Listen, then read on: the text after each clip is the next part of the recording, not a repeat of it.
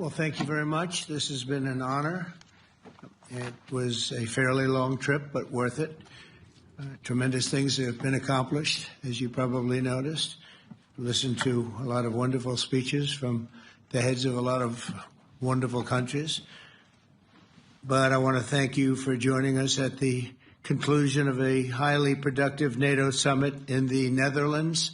I want to thank them for the royal treatment they've given us. Couldn't have been nicer. And it's a beautiful country, really a beautiful country. Coming in, I saw the most beautiful trees. In fact, I want to bring some back with me. I want to also thank, I had breakfast this morning with the King and Queen, and they're incredible people. I said, you're central casting, beautiful people, great people, big, beautiful heart. And I enjoyed that. And also NATO Secretary General Mark Rutte, who's been terrific. He's been a friend of mine. Used to be right here running this wonderful country. Now he's the NATO Secretary General. He's doing a fantastic job. And the Prime Minister, we appreciate everything you've done. And as you know, last weekend, the United States successfully carried out a massive precision strike on Iran's nuclear enrichment facilities, and it was very, very successful. It was called obliteration. No other military on earth could have done it, and now this incredible exercise of American strength has paved the way for peace with a historic ceasefire agreement late Monday, and we call it the 12-day war. Spoke to a few people. I guess that just sounded like the right name. It was a 12-day war. And we think it's over. I don't think they're going to be going back at each other. I don't think so. Not only have we dealt decisively with the critical threat of Iran's nuclear program, which was what I wanted. I said, Iran cannot have a nuclear weapon. I've said that for 15 years, long before I decided to do the political thing. But we've also reasserted the credibility of American deterrence, which is like no other. The people at NATO said there's never been anything. You know, I rebuilt the entire military during my first term. And we have a great military. We have great generals. I got to know the good ones and the bad ones. We kept the good ones. Over the past 2 days, I was honored to participate in the NATO leaders meeting and also had extremely good individual discussions with the King and the Queen, Secretary General Rutte, and the Prime Minister. Great discussions. Very knowledgeable people. Major focus of our conversations at the summit was the need for other NATO members to take up the burden of the defense of Europe, and that included the financial burden. As you know, it was 2%, and we got it up to 5%. And they said, a couple of them came up to me. One in particular said, sir, we've been trying to get it up to 3% for 20 years, and we haven't been able, and you got it up to 5%. So they're going to be, most of them, I guess almost all of them, are going to be contributing now, 5%, a number that people are surprised at, but you need it today. The United States accounts for 2/3 of all NATO defense spending. And since I began pushing for additional commitments in 2017, believe it or not, our allies have increased spending by $700 billion. I said to people, you don't have any money, and a lot of them weren't paying. And so I started the process, and I picked it up as soon as I got back, which is 6 months ago. And following my election last November, almost all have accelerated plans to reach the 2%, 3%, 4%, and then ultimately, very quickly, 5%. And all of this is going to be done very quickly, almost immediately. You probably know this as well as I do. I'm sure they've been talking about it. It's really been a big focus. In a very historic milestone this week, the NATO allies committed to dramatically increase their defense spending to that 5% of GDP, something that no one really thought possible. And they said, you did it, sir, you did it. Well, I don't know if I did it, but I think I did. This will be known as the Hague Defense Commitment, which is pretty good, pretty appropriate. When the allies reach this number, it will add more than $1 trillion a year.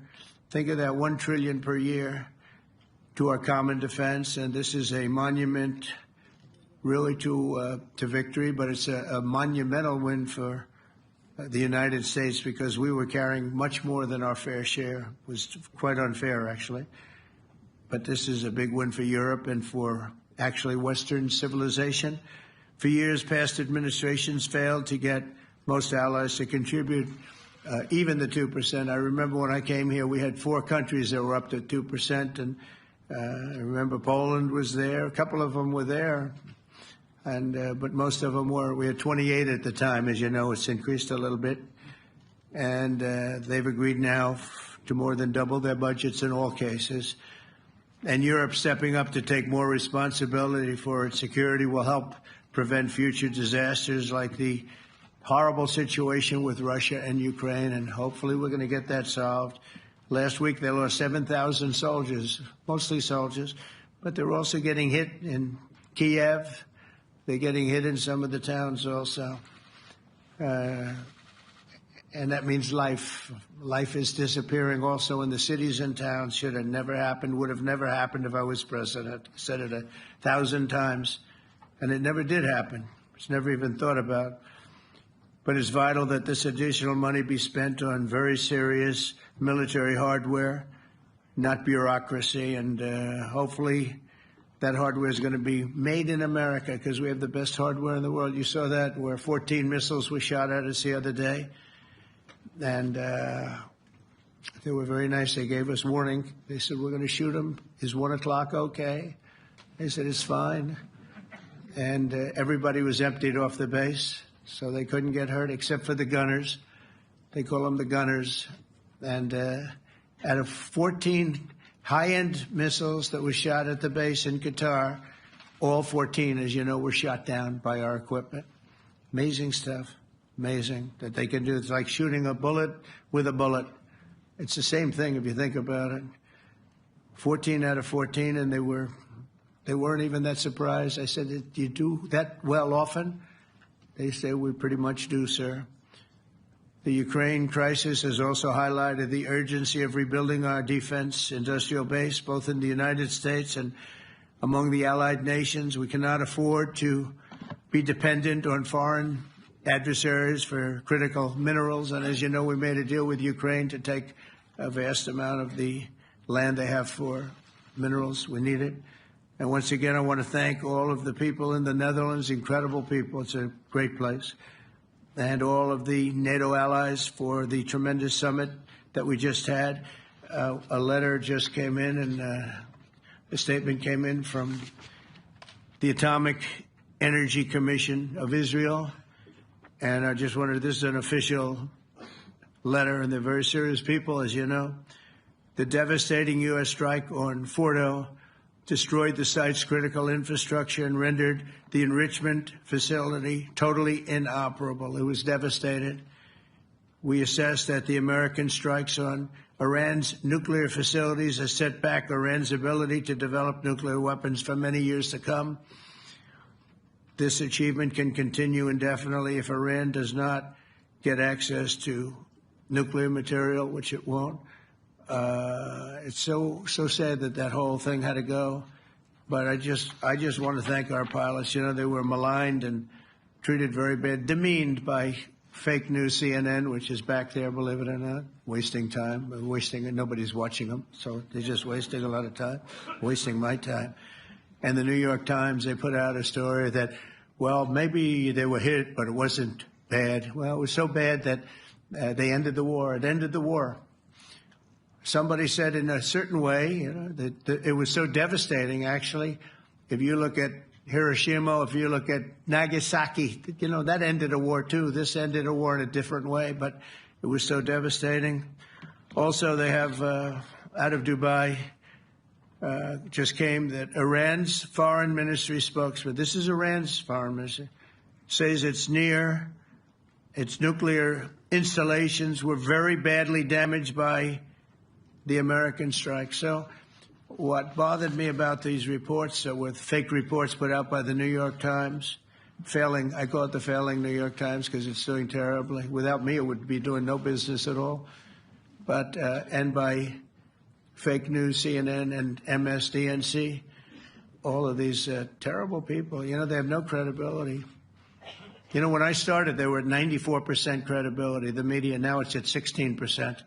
And I'm very proud of it because I've exposed it for what it is. But when I saw them starting to question the caliber of the attack, was it bad?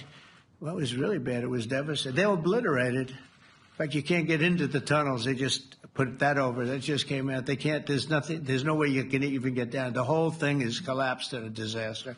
And I think all of the nuclear stuff is down there because it's very hard to remove. And we did it very quickly. When they heard we were coming, it was, you know, you can't move it. It's very hard, very dangerous, actually, to move to. And they also knew we were coming, so I don't think too many people want to be down there knowing we're coming. With the bunker busters, as we call them, we're the only ones that have them. We have the best equipment, best nuclear equipment, and we have the best equipment in the world. And by the way, we can't forget our submarine, which was out there, submarines actually, but submarine was out there. We shot 30 rockets into an area, every single one of them. I think it was almost 400 miles away, I think, Pete, right? 400 and long. It was in the ocean, long ways away. And we shot a total of 30. Every single one of them hit within 9 inches from where it was supposed to be. It took that a lot because we didn't do just Fordo. We did 2 others in addition, which hadn't been completely destroyed. So we hit them with a submarine from hundreds of miles away. Amazing, just amazing equipment. Greatest submarines in the world. Nobody's even close. They're 20 years behind us when it comes to submarine technology. So that's one, and the other was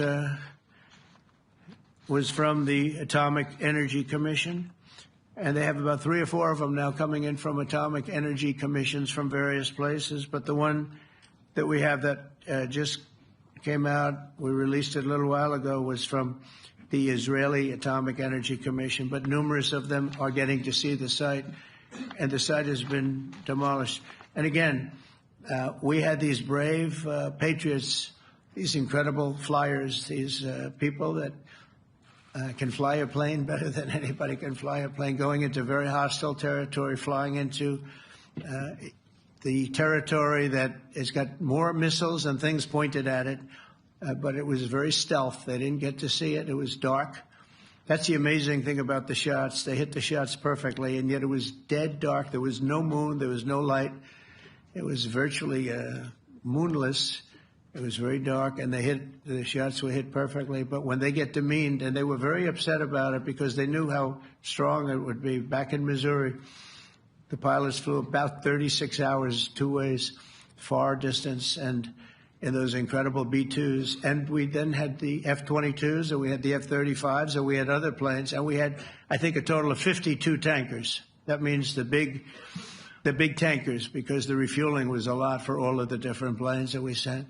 Incredible operation. And I have to say, General Raisin Cain was incredible. That's why he beat ISIS, and we beat ISIS in a matter of weeks.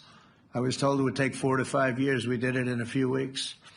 And he was great. That's why he's the head of the Joint Chiefs of Staff right now, because I had a very good experience with him. He knocked out ISIS in a period of literally a few weeks. Amazing. And it was supposed to take a few years, 5 years to be exact. So we had a great victory there, and we then came here, and I think we had a great victory here. But this is an ongoing project. This is the safety of Europe, the safety of the world. And they've raised it from 2% to 5%, something which nobody, and you're talking about over $1 trillion a year. So we're talking about a lot of money from coming in from countries that we're not paying nearly enough to be effective. So I have, as you know, Marco Rubio with me, and Pete Hegseth, Secretary of State and Secretary of War. Should we say Secretary? You know, it used to be called Secretary of War. Maybe for a couple of weeks we'll call it that, because we feel like warriors. Used to be called Secretary of War. In fact, if you look at the old building next to the White House, you can see where it used to be Secretary of War. Then we became politically correct, and they called it Secretary of Defense. I don't know, maybe we'll have to start thinking about changing it, but we feel that way. Do we have any questions, please? Wow. That's a lot of questions. Who's a nice person? Oh, you're not a nice person, but I'll let you ask one. Go ahead. What's he going to ask? He is not nice at all. I know him well. Thank you, Mr. President. Yeah. Thank you for taking the time before flying home. You just said you believe the conflict between Israel and Iran is over. What makes you so confident it is? And what do you do if it isn't? Because I dealt with both, and they're both tired, exhausted. They fought very, very hard and very viciously, very violently, and they were both satisfied to go home and get out. And can it start again? I guess someday it can. It could maybe start soon.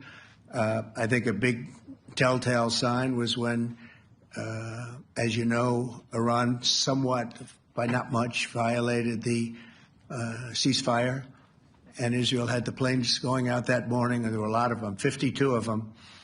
And I said, you got to get them back. And they brought them back. They didn't do anything. They brought them back. It was very good. I thought it was amazing, actually.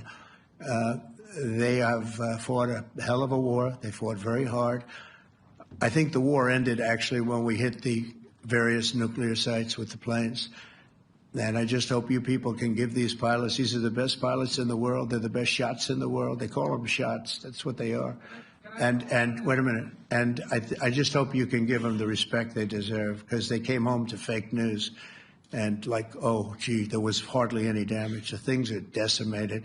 So, but I think, no, I think they're very much finished. I think Israel's going to get back to doing what they do. And I think that Iran's going to get back. You know, Iran has a huge advantage. They have great oil, and they can do things. I don't see them getting back involved in the nuclear business anymore. I think they've had it. They've been at it for 20 years, and I don't see that happening either. Now, if it does, we're always there. It won't be me. It'll be somebody else, but we're there. We'll have to do something about it.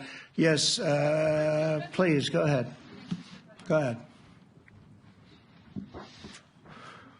Oh, fake news, CNN? Oh, yeah, here we go. Wait till you hear this question.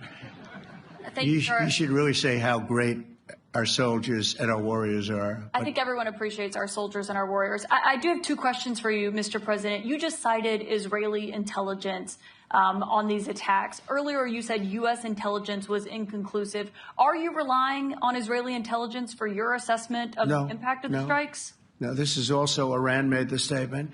And it's also, if you read the document that was given, that Pete can talk about if you'd like, the document said it could be very severe damage. But they didn't take that. They said it could be limited or it could be very severe. They really didn't know, other than to say it could be limited or it could be very, very severe. And you didn't choose to put that because it was very early after. Since then, we've collected additional intelligence. We've also spoken to people who have seen the site, and the site is obliterated. And we think everything nuclear is down there. They didn't take it out. Okay, question? Please, go ahead. Go ahead. Yeah, blue dress. Thank you so much, Mr. President. Yesterday you said China can now continue to purchase oil from Iran. Yeah. Are you giving up on your maximum pressure campaign? Because there are sanctions right now. With who? On Iran. No, look, they just had a war. The war was fought. They fought it bravely. I'm not giving up. They're in the oil business. I mean, I could stop it if I wanted. I could sell China the oil myself. I don't want to do that. They're going to need money to put that country back into shape. We want to see that happen. Would it? No. If they're going to sell oil, they're going to sell oil. We're not taking over the oil. We could have, you know. I used to say with Iraq, keep the oil. I could say it here, too. We could have kept the oil. No, China is going to want to buy oil. They can buy it from us. They can buy it from other people. But you're going to have to put that country back into shape. It desperately needs money. Yeah. Yeah, please. Here we go. I'm picking the beauties today. Go ahead. Mr. President, Secretary General Rutte has described President Putin as an adversary, a threat, an enemy. Do you view him the same way? And in addition to that, you mentioned General Kane, your chief of staff, the chairman of the Joint Chiefs of Staff. General Kane. Yes. He has said that Mr. Putin has territorial ambitions beyond Ukraine. Do you view that in the same way? Possible. I mean, it's possible. I know one thing. He'd like to settle. He'd like to get out of this thing. It's a mess for him. He called the other day. He said, "Can I help you with Iran?" I said, "No, you can help me with Russia." Because, in the last few weeks, we took care of India and Pakistan, Kosovo, Serbia. I think on Friday we have coming in, the Congo is coming in, and Rwanda is coming in. That was a vicious war that went on, a machete war, heads chopped off all over Africa. They're coming in. We did 2 others in addition to that. Nobody's ever done anything like this. No, I consider him a person that's, I think, been misguided. I'm very surprised, actually. I thought we would have had that settled easy. I've settled 4 of them in the meantime. But he did call up, and he said, he's close to Iran. He'd like to help us get a settlement. I said, no, you help me get a settlement with Russia. And I think we're going to be doing that, too. Yeah, please. Go ahead, please. Thank you, Mr. President. You've made clear your position on what impact the strikes had. I wanted to ask you what is next with Iran. For instance, is there any indication from U.S. intelligence that Iran was able to move any material? No, just the opposite. We think we hit them so hard and so fast they didn't get to move. And if you knew about that material, it's very hard and very dangerous to move. It's called, in many people, they call it dust, but it's very, very heavy. It's very, very hard to move.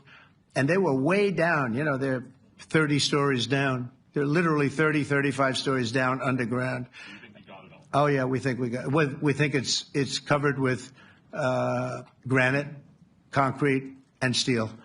Can I ask you, are you interested in restarting negotiations with Iran? And if so, have they received? So our people, Marco could answer this, but our people are not, I'm not. The way I look at it, they fought, the war's done, and, I could get a statement that they're not going to go nuclear. We're probably going to ask for that, but they're not going to be doing it. But they're not going to be doing it anyway. They've had it. They've had it. Now, maybe someday in the future we'll want that. But I've asked Marco, do you want to draw, I just asked him the question as we were walking on the stage, do you want to draw up a little agreement for them to sign? Because I think we can get them to sign it. I don't think it's necessary. Marco, do you want to talk about that, please? Well, Mr. President, I think President Trump has shown a willingness to meet and talk to anybody in the world who's interested in peace. I don't know of any president that's been as willing as he has to meet with anyone and talk about peace. We'd love to have peaceful relations with any country in the world. And so obviously that'll depend on Iran's willingness not just to engage in peace, but to negotiate directly with the United States, not through some third country or fourth country process. But I know of no president, probably in our modern history, that's sought peace more than President Trump has. Sounds like the door is open, but you're in no rush. Is that right? Sounds like the door is open. I'll tell you what, look, we're going to talk to them next week with Iran. We may sign an agreement. I don't know. To me, I don't think it's that necessary. I mean, they had a war, they fought. Now they're going back to their world. I don't care if I have an agreement or not. The only thing we'd be asking for is what we were asking for before about we want no nuclear, but we destroyed the nuclear.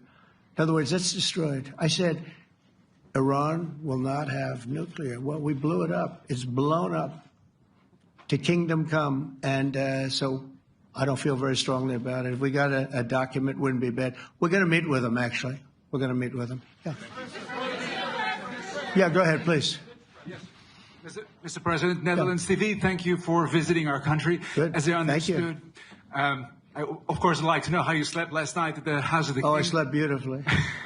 But probably a more serious question. I think you just had a meeting with President Zelensky. Did you discuss any ceasefire in this Russo-Ukrainian? No. I wanted to know how he's doing. He was very nice, actually. You know, we had little rough times sometimes. He was couldn't have been nicer. I think he'd like to see an end to this. I do. I think what I took from the meeting couldn't have been nicer, actually. But I took from the meeting that he'd like to see it end. I think it's a great time to end it. I'm going to speak to Vladimir Putin and see if we can get it ended. But look, these are brave people. They're fighting these wars all over the place. You know, last week they had, I guess, close to 7,000 young soldiers, Russian and Ukrainian soldiers were killed, 7,000 in 1 week. It's crazy. It's crazy. So I'll be speaking to Putin. No, I had a good meeting with with Zelensky, and I had a lot of good meetings. We had a lot of good meetings with a lot of people, a lot of great leaders. But he's fighting a brave battle. It's a tough battle. Yeah. Go ahead, white dress. Thank you. Ida Hallikainen from Finland, Ilta-Sanomat. Good. You have played golf with President Alexander Stubb. How do you see Finland as a NATO ally and partner, and how would you describe your relationship with our president? Well, he's a very good golfer, okay? In fact, he was on his college golf team. He went to a good college in the South, as you know, a very good college, and he was a good golfer. We had a good time. I think my relationship's great. I want to buy icebreakers. You know, you're very good at icebreakers. And I actually made him an offer. I didn't go to Congress. They'll try and impeach me for this. But there's an old, it's not old, it's fairly new, but it's used icebreaker. And I offered him about 1/3 of what he asked for. But we're negotiating. We need icebreakers in the U.S. And if we can get some inexpensively, I'd like to do that. Actually, they'll fix it up, make it good. Also, we may buy some icebreakers. You know, you're the king of icebreakers, that particular country. They make them good. They make them really good, and they know what they're doing. And so we're negotiating with them for about 15 different icebreakers. But one of them is available now. It's old, and it's, old. It's like 5-6 years old. And we're trying to buy it. I'm trying to make a good deal. It's all I do my whole life. My whole life, that's all I do is make deals. Yeah, please. Go ahead. Sir, go ahead. Yeah, a question for NewsHour, Dutch TV. First of all, on Article 5, on your way here, you spoke about the commitment of the U.S. to Article 5, saying, I'll give you my definition once we're here. Yeah. What is your definition, and may the U.S. commitment to Article 5 change in case some of the NATO members do not reach the threshold that was discussed today? My second question is following up on a colleague on Iran. What intel reports do say that everything over there was obliterated? Yeah, well, there are numerous of those reports, and they're coming out fast and furious. But the most respected ones we've already seen. And I will say that on a very confidential basis, they're looking at the reports, like numerous reports, and including people going to the site and checking the site. And they're going to be having, I guess you're going to be having over the next couple of days a full, you're going to encapsulate it. But no, the site was obliterated, just like I said it was, and just like the pilots should be given credit for. As far as Article 5, look, when I came here because it was something I'm supposed to be doing, but I left here a little bit differently. I said, I watched the heads of these countries get up, and the love and the passion that they showed for their country was unbelievable. I've never seen quite anything like it. They want to protect their country, and they need the United States. And without the United States, it's not going to be the same. And you can ask Mark, or you can ask any of the people that were there. It was really moving to see it. They love their country. They were so respectful of me because I'm the head of the United States. And I made, the King of Saudi Arabia, when I was in the Middle East. So I was in Qatar for a different reason, not a reason to get shot at. We were in there for economic development reasons, Qatar, UAE, and Saudi Arabia. All three leaders of those countries, and we took back $5.1 trillion into the United States. All three leaders said, you're presiding over the hottest country in the world. The United States right now is the hottest. Everybody wants to be there. Everybody wants a piece of it. He said, a year ago, your country was dead. You had a deadhead running it. You had a country that was dead, and it was dead. You had people pouring through the borders. You had inflation. You had everything. He said, you've made it in 5 months at that time. You've made it the hottest country. This is the hottest country in the world. The United States right now is the hottest country in the world. And when I was around that table, it was a nice group of people, many of whom I knew from previous. When I saw the passion they had for the country, almost everyone, and you probably have the tapes, it was very public, but almost every one of them said, thank God for the United States. Without the United States, they couldn't really have NATO. It wouldn't work. It wouldn't work. It will in the future because now they're paying much more money. But it wouldn't work. It was great. And I left here differently. I left here saying that these people really love their countries. It's not a ripoff. And we're here to help them protect their country. Okay, we'll do one or two more. Thank you, Mr. President. Yeah. A question on Spain. Are you satisfied with today? Oh, I think Spain's terrible what they've done. No, I do. They're the only country that won't pay the full up.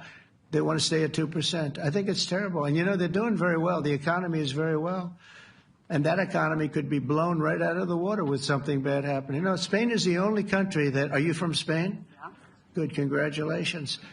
You're the only country that is not paying. I don't know what the problem is. I think it's too bad.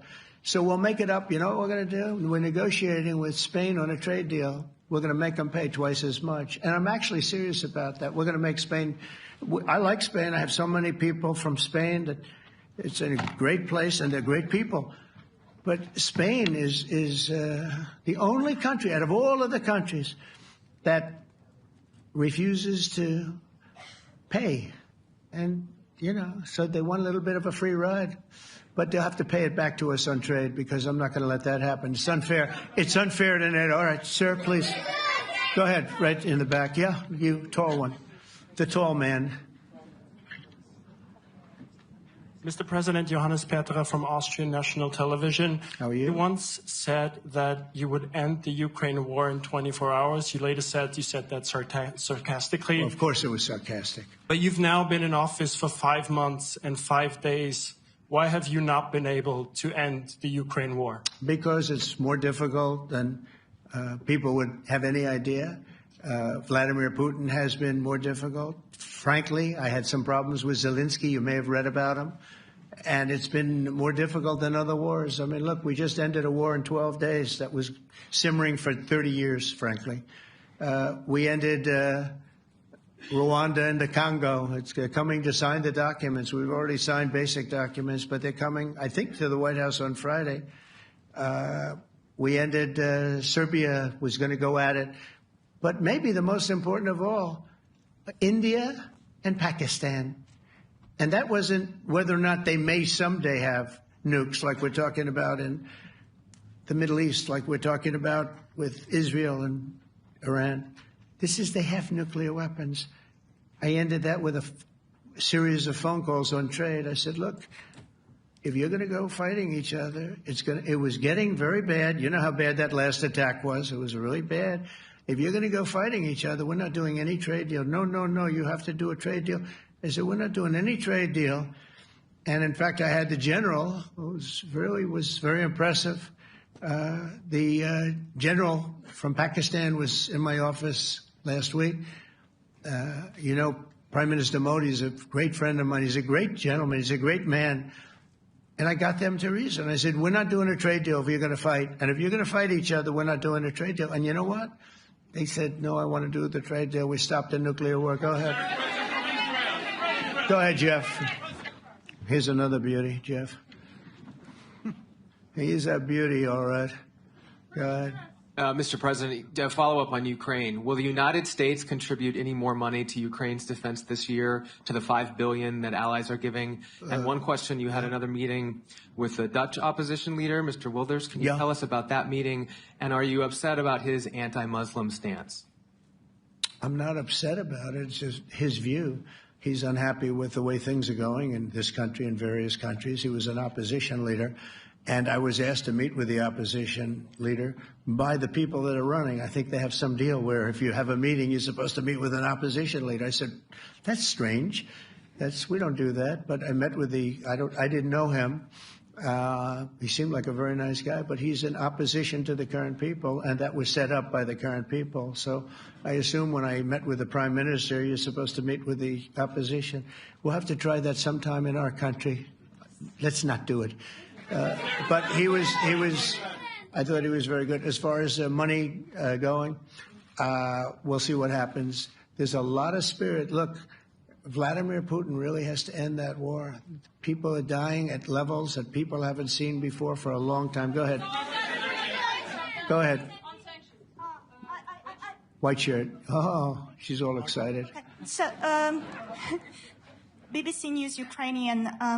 Where are you from? I'm from Ukraine. Oh. So my question to you is whether or not the U.S. is ready to sell anti-air missile systems Patriot to Ukraine. We know that Russia has been pounding Ukraine really heavily right now. Are you living yourself now in Ukraine? My husband is there. Wow. And I can see you're very, it's amazing. And me with the kids, I'm in Warsaw actually, because he wanted me to be. Is your husband a soldier? No? He is. He's there now? Yeah. Wow. That's rough stuff, right? That's tough. And you're living here? In Warsaw. And you're a reporter? I am. Good. So let me just tell you, they do want to have the missiles, okay, as they call them, the Patriots. And we're going to see if we can make some available, They're very hard to get. We need them too. We were supplying them to Israel, and they're very effective, 100% effective. Hard to believe how effective. And they do want that more than any other thing, as you probably know. That's a very good question, and I wish you a lot of luck. I mean, I can see it's very upsetting to you. So say hello to your husband, okay? Thank you. Go ahead. Thank you. Thank you, Mr. President. You were criticizing... Where are you from? Bloomberg News. Oh, Bloomberg. That's wonderful. You were criticizing the Federal Reserve Chair before coming to this summit. Yeah, I think he's terrible. I was wondering if you've begun interviewing different candidates for the Fed pick. Yeah, I know within 3 or 4 people who are going to pick. I mean, he goes out pretty soon, fortunately, because I think he's terrible. We have no inflation. We have a tremendous economy. Hundreds of billions of dollars of tariff money is pouring in. Factories are being built because they don't want to pay the tariffs, so they're building them all over the country. I think we're close to $15 trillion. I told you $5.1 trillion from the Middle East alone, but of investment money coming in. There's never been anything like that in the history of our country. But we have no inflation. And we have borrowing because Biden, stupidly, they did short-term debt. So we have borrowing coming up. And, we'll go 10 years, maybe longer, maybe shorter, but we'll go a long period of time when we do the debt. And because of him, because of this guy, we will have to pay for years. We'll be paying for him. And I said to him, listen, there's no inflation. He says, but maybe there'll be some. That's true. I said, if there is some, what you do is raise the rate. I'm okay with that. You raise the rate in 2 years from now or in a year from now. But because the rate's high, we have to pay more for debt. It's pretty equal. In other words, if it's 4%, it's 4%. If you drop it a point, you'll pay 3%. So it's fairly equal, not necessarily, but fairly equal. So we're going to end up paying maybe 2 points or 3 points more. 3 points would be about $900 billion a year because of this very average mentally person. He's an average mentally person. I'd say low in terms of what he does, low IQ for what he does, okay? Wait, so instead of paying $900 billion, we don't want to pay 900 just because he doesn't want to lower the rate. I said, if there's inflation in 2 years or 3 years or 1 year from now, you raise the rate and you take care of the inflation, among other things. But he's probably a very political guy, I guess. I don't know. I think he's a very stupid person, actually. All right, one more. Let's go. How about you? Go ahead. She looks so happy and everything. Thank you. That's why I picked her. I'm from Spain, too. I'm Ana Buch from La Vanguardia. I wanted to know if... You're where from? Spain, too. I wanted to know if you want to... That's the Spain corner right there. Shouldn't have said that. That's okay. I do like Spain, by the way. I think it's unfair that they're not paying, but go ahead. Are you going to negotiate directly with Spain about... I'm going to negotiate directly with Spain. I'm going to do it myself. They're going to pay. They'll pay more money this way. You should tell them to go back and pay. You're a reporter? You tell them to go back. They ought to join all of those countries that are paying 5%. Spain's going to be just about the only one that's not. They were the most hostile toward doing it. It just doesn't make sense to me. Okay. All right, Kelly, go ahead. Here we go. There's another one. Hello, sir. Thank you We got them all today. Okay. So, Mr. President, you talked about expecting some on-the-ground assessments at Fordo and other sites. Now Is that Israeli and U.S.? It's been obliterated, Kelly. It's been What is your message then, sir, to the intelligence community when they present reports? You're not disputing the DIA report. You're just... They presented a report that wasn't finished. We're talking about something that took place 3 days ago. I understand that. The report was done 2 days ago. Wait a minute. Yes. They didn't see it. All they can do is take a guess. Now, if you take a look at the pictures, if you take a look how it's all blackened, you know the fire and brimstone is all underground because it's granite and it's all underground. You don't show it. But even there, with all of that being said, the whole area for 75 yards around the hole where it hit is black with fire. The group that's run by this gentleman, in fact, you may want to talk about it for a second because we're going to issue a report. And I think it's not even a very exciting report at this point. It's been obliterated, totally obliterated. And they did a report, but it was like, if you look at the dates, it's just a few days after it happened. Sir. So they didn't see it. They said it may be very severe. Understood. Do you have a message for the intelligence community, though, in terms of unvarnished information getting to you, that it's not... I don't really have a message. I would say issue the report when you know what happened. I wouldn't say that it could be severe or maybe not. They use the word severe. It could be severe or maybe it's not. So people like you picked up and said, oh, it's not severe. No, the report was not a complete report. Yeah, the message was probably wait till you know the answer before you... And sir, did you not have a public component to your Zelensky meeting for a tactical reason with President Putin? Let him answer this one. Hello, Mr. Secretary. Yeah.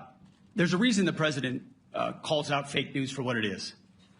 These pilots, these refuelers, these fighters, these air defenders, the skill and the courage it took to go into enemy territory flying 36 hours on behalf of the American people and the world to take out a nuclear program is beyond what anyone in this audience can fathom.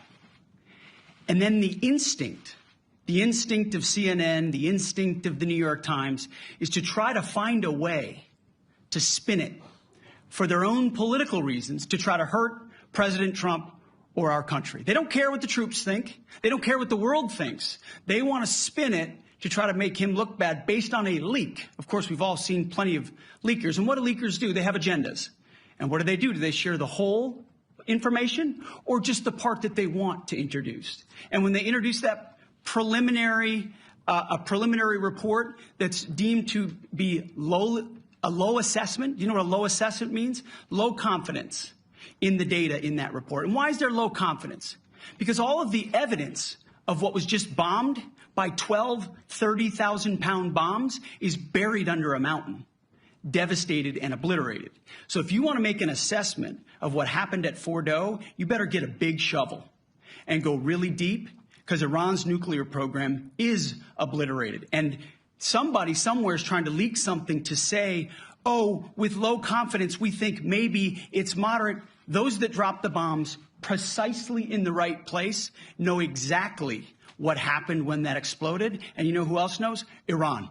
That's why they came to the table right away, because their nuclear capabilities have been set back beyond what they thought were possible because of the courage of a commander-in-chief who led our troops, despite what the fake news wants to say.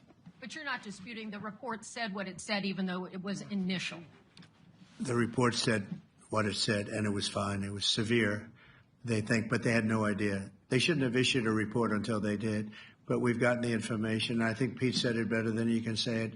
And, you know, you should be proud, you, especially you, should be proud of those pilots, and you shouldn't be trying to demean them. No, those pilots flew at great risk, a big chance that they'd never come back home and see their husbands or their wives. Let me just tell you, you and NBC, fake news, which is one of the worst, and CNN, New York Times, they're all bad. They're sick. There's something wrong with them. You know what? You should be praising those people instead of trying to find some. By getting me, by trying to go and get me, you're hurting those people. They were devastated. You know, I got a call from Missouri, great state, that I won 3 times by a lot. And I got a call that the pilots and the people on the plane were devastated because they were trying to minimize the attack. And they all said it was hit. But we don't think it was really maybe hit that badly. and they were devastated. They put their lives on the line, and then they have, and I'm not referring to you, but real scum come out and write reports that are as negative as they could possibly be. It should be the opposite. You should make them heroes and heroines. You should make them really people that they were so devastated when they heard this news. And you know what they said? One of them, I spoke to one of them, said, "Sir, we hit the site. It was perfect. It was dead on." Because they don't understand fake news, because they have a normal life, except they have to fly very big, very fast planes. But it's a shame. You should be making them heroes. All right, in the back. Go ahead, back, white, yeah. White jacket, yeah. Go ahead, give my mic. Hello. Deborah Haynes from Sky News. Good. Mark Rutte, the NATO chief, who is your friend, he called you daddy earlier. Do you regard your NATO allies as kind of children? No, he likes me. I think he likes me. If he doesn't, I'll let you know. I'll come back and I'll hit him hard, okay? No? He did it very affectionate. Daddy, you're my daddy. Do you regard your NATO allies, though, as kind of like children, and they're obviously listening to you and they're spending more, and you're obviously appreciative of that, but do you hope that actually they're going to be able to defend themselves, defend Europe on their own? I think they need help a little bit at the beginning, and I think they'll be able to, and I think they're going to remember this day. And this was a big day for NATO. You know, this was a very big day. They took it. One of the gentlemen said, "You know what? We've been trying to raise money raise the rate for 30 years," he said, 20 years, from almost the beginning. And he's been there for a long time. He said, "Until you came along, it never happened. What you did is amazing." It's been sort of an amazing day for a lot of reasons, but also for that. Yeah, go ahead. Do you think they can do it without you, though, in the future? Can they do it without Well, ask Mark. States? I mean, you have to ask Mark, okay? So we're heading back. I want to thank these two gentlemen behind me. They're incredible people, both of them. They've done a fantastic job. And Susie's in the front, and she's done great. And Monica, thank you very much. That was quite an exciting time. And we're going to be heading back. We'll be back soon, and we'll see you in Washington, D.C. Remember this, we have the hottest country anywhere in the world. Thank you very much, everybody. Thank you.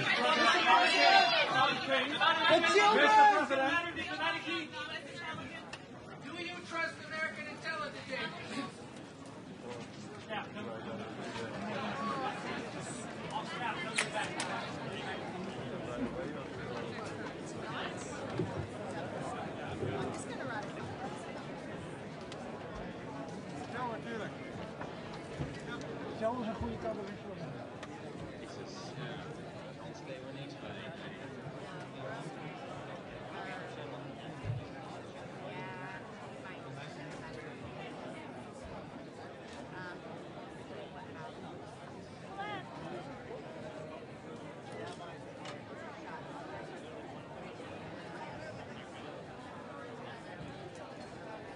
Krijgen we er nog een?